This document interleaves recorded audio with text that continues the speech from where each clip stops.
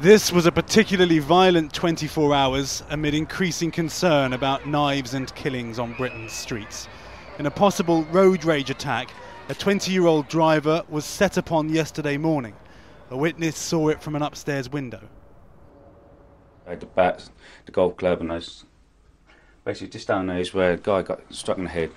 He went down to his knees and his hands and proceeded to get hit several times with a baseball bat, golf club in the head, etc. His two friends came to his aid.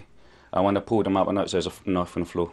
In Birmingham, another 20-year-old was killed, whilst in North London, a 19-year-old became the 20th teenager to die violently in the capital this year.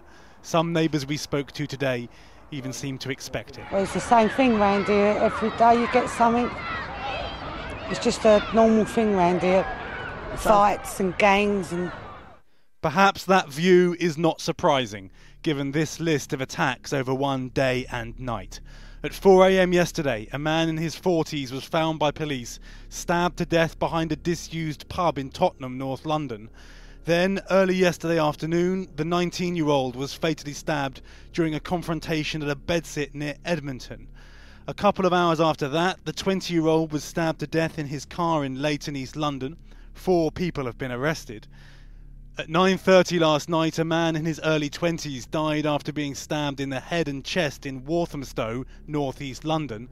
Late last night, the 20-year-old from Birmingham died in hospital after being stabbed during a row in the street in Chalmont Farm, West Bromwich. And in the early hours of this morning, a man in Bolton was sent to hospital with knife wounds to his upper body.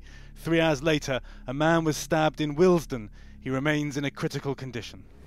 Violent crime has not increased in recent years, according to official statistics. In fact, it is down by 41% since 1995.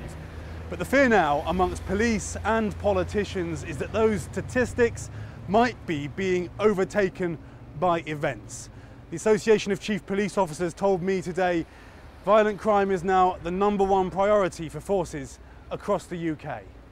We will relentlessly pursue those that carry weapons and we will put them in front of the court for the court to decide what to do with them.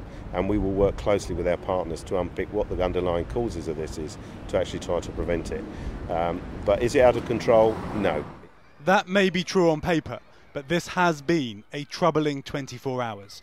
Keir, Simmons, ITV News.